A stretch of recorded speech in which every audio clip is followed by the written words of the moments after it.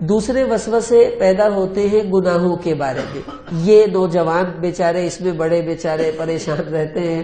ابھی آج بھی ایک نوجوان ظہر کے بعد بڑی دیر بیٹھا رہا، یہی رونا روتا رہا کہ جی میرے دل میں گناہ کے خیال آتے ہیں، یہ گناہ کر لے، یہ گناہ کر لے، تو گناہ گار ہے. کبھی یہ خیال آتا ہے تو زنا کر، کبھی خیال آتا ہے تو گانے سن لے، تو میں کیا کروں. اور اکثر ایسا ہوتا ہے ہمارے ذہنوں میں مختلف گناہوں کے وسوسے پیدا ہوتے رہتے ہیں.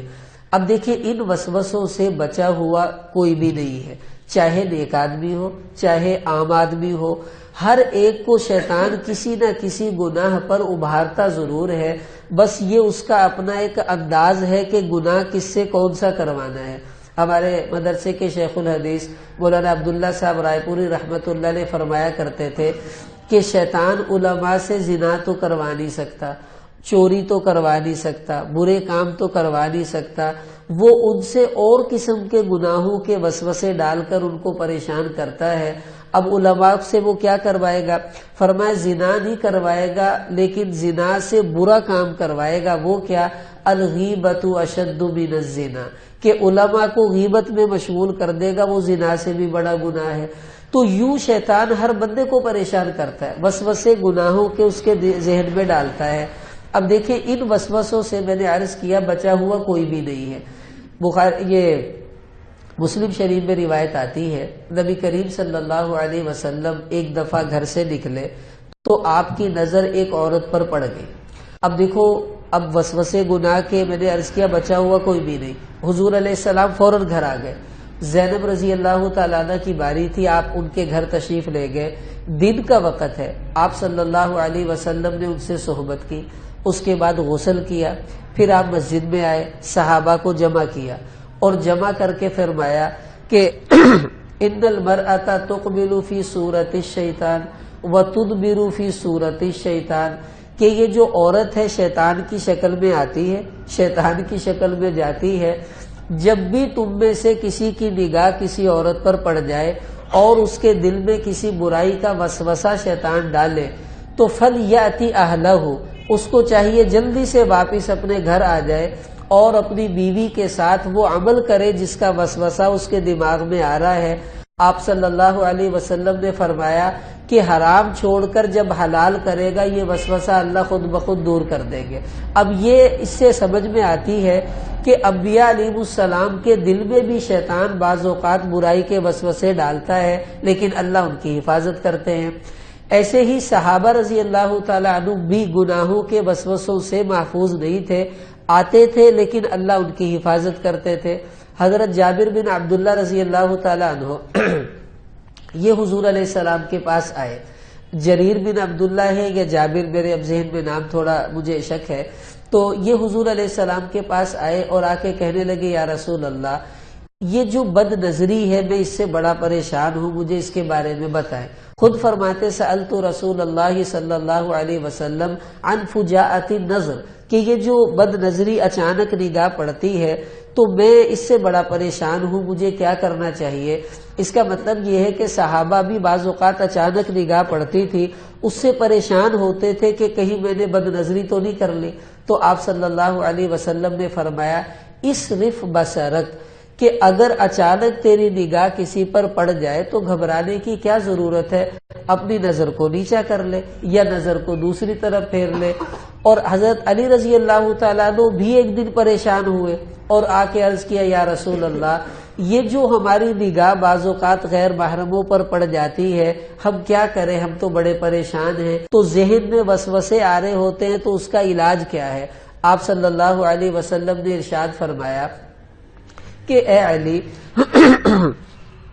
فَإِنَّ لَكَ الْأُولَى وَلَيْسَتْ لَكَ الْآخِرَةُ، اگر پہلی نگاہ تیری کسی غیر محرم پر پڑ گئی ہے وہ تو اللہ کی طرف سے معاف ہے، اس پر کوئی پکڑ نہیں ہے، لیکن اگر دوبارہ تو نے نظر ڈال دی تو اس پر تیری پکڑ ہو جائے گی، وہ معاف نہیں ہے. اب دیکھو نبی بھی پریشان ہیں، صحابہ بھی پریشان ہیں. اگر ہم لوگوں کو گناہوں کے وسوسے آ رہے ہیں تو ہمیں پریشان ہونے کی کیا ضرورت ہے؟ یہ شیطان کے حملے موت تک ہمارے ساتھ چلیں گے، ہمیں اس سے جنگ کرنی ہے، اپنے آپ کو بچانے کی کوشش کرنی ہے. یہ نہیں ہو سکتا کہ شیطان ہمیں پریشان نہ کرے. اب دیکھیں یہ جو گناہوں کے وساوس ہیں یہ کیسے ہوتے ہیں؟ محدثین کے 5 درجے لکھے ہیں، ان کو آپ سمجھ لیں گے تو مسئلہ حل ہو جائے گا۔ 5 درجے ہیں جو دماغ میں گناہوں کے وسوسے آتے ہیں۔ سب سے پہلا وسوسے کا درجہ اس کو محدثین نے لکھا، اس کو کہتے ہیں حاجس۔ حاجس کسے کہتے ہیں؟ آپ کے دماغ میں خیال آیا کہ یار فلانی فلم سینما میں لگی ہوئی ہے، تو یہ خیال آیا اور چلا گیا۔ آپ نے دیکھنے یا نہ دیکھنے کا کوئی خیال پیدا نہیں ہوا، بس ایک گناہ کا خیال آیا کہ فلم لگی ہوئی ہے، آئی اور وہ خیال فوراً چلا گیا، اس کو کہتے ہیں حاجس۔ اس پر کوئی گناہ نہیں ہے، کوئی پکڑ نہیں ہے، آپ کو گھبرانا نہیں چاہیے۔ دوسرا درجہ اس سے اگلا ہے، اس کو کہتے ہیں خاطر۔ وہ کیا کہ دماغ میں خیال آیا فلاں فلم لگی ہوئی ہے، فلم بڑی اچھی ہے، کیا خیال ہے دیکھ نہ لیں۔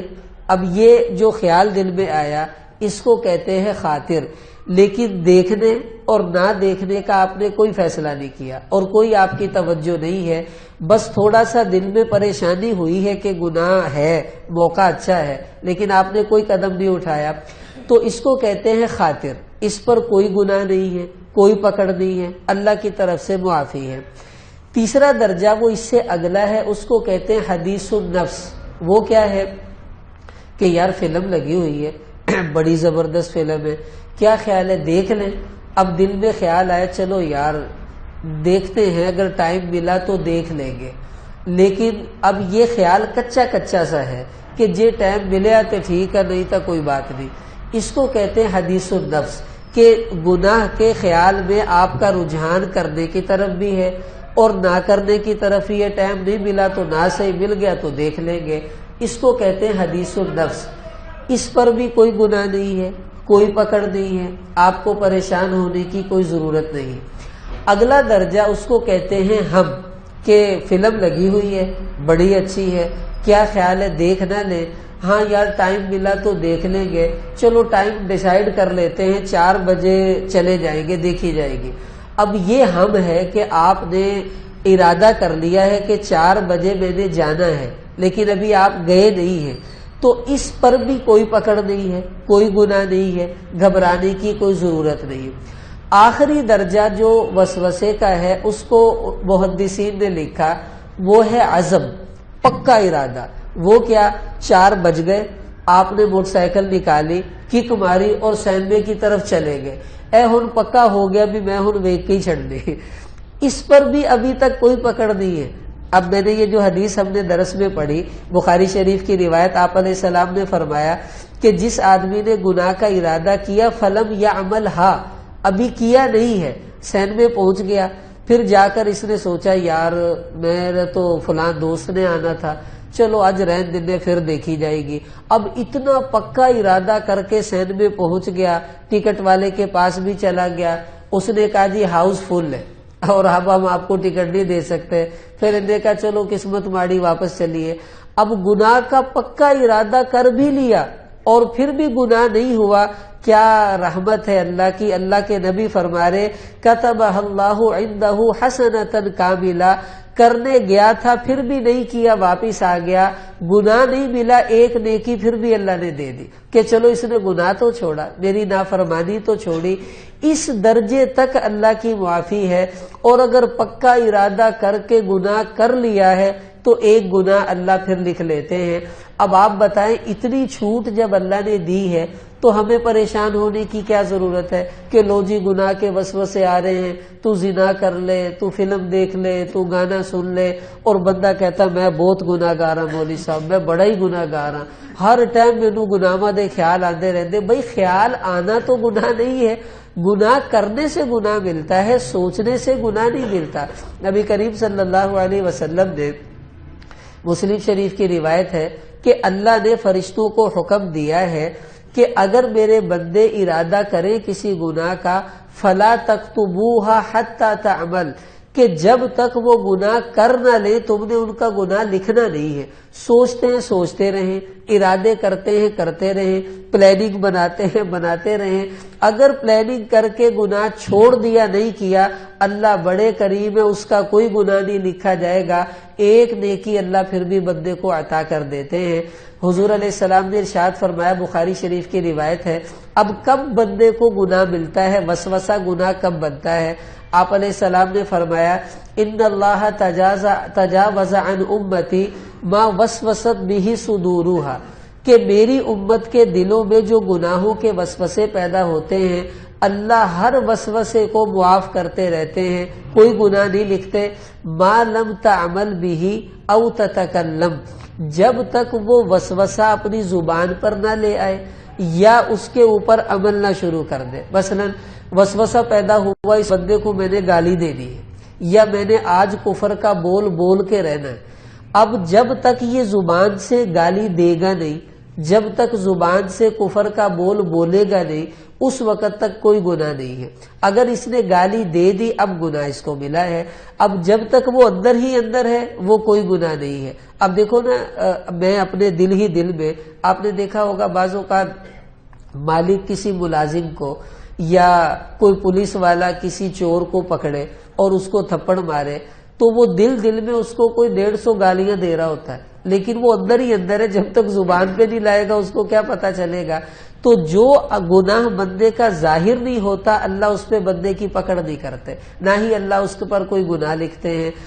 یا تو زبان سے کہہ دے، یا کوئی عمل کرنے والا گناہ تھا، مثلا ایک گناہ تھا کہ جی میں نے گانا سننا ہے، دل میں وسوسہ پیدا ہوتا رہا، جب تک اس کے کانوں نے گانے کو سننے کا ارادہ نہیں کیا اور اس نے ٹیپ دبا کے سننا شروع نہیں کیا، اس وقت تک گناہ نہیں لکھا جاتا۔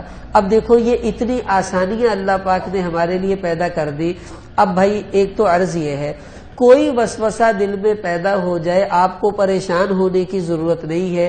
ایمان کا وسوسہ پیدا ہوا وہ اعمال کریں، اگر گناہوں کا وسوسہ پیدا ہوا آپ کو گھبرانے کی ضرورت نہیں، آپ اپنے آپ کو یہ سمجھائیں بھائی تو کرے گا تو گناہ ملے گا، تو نے تو کیا ہی نہیں ہے، تو گناہ کس چیز کا؟ قریب رب سے واسطہ ہے، جب تک کرو گے نہیں وہ کچھ کہے گا نہیں، جب کر لیں گے تو اس کے بعد بھی آسانی ہے۔ گناہ کر لیا تو گھبراؤ نہیں، اب توبہ کر لو، پہلے ویسے معافی ہے، گناہ کر لو گے تو توبہ سے معافی ہے، معافی ہی معافی اللہ کے ہاں ہے، ہمیں گھبرانے کی ضرورت نہیں ہے۔ اب یہ وہ وساوس تھے جو گناہ، یا یہ تو میں نے مثال کے طور پہ بتا دیے، جو بھی کوئی گناہ کا وسوسہ ہوگا وہ وسوسہ ہی ہوتا ہے، جب تک آدمی اس پر عمل نہیں کرتا کوئی گناہ اس پر نہیں لکھا جاتا۔ اللہ ان وساوس سے ہماری حفاظت بھی فرمائے۔